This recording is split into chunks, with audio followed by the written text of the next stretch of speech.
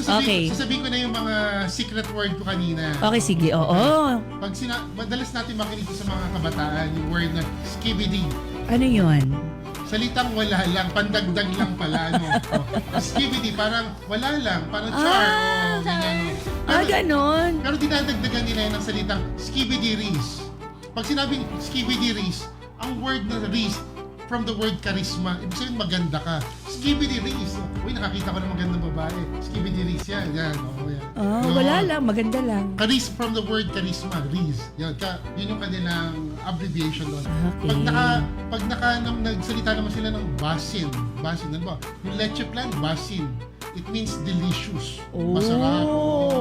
Yan. Basin. B-U-S-S-I-N.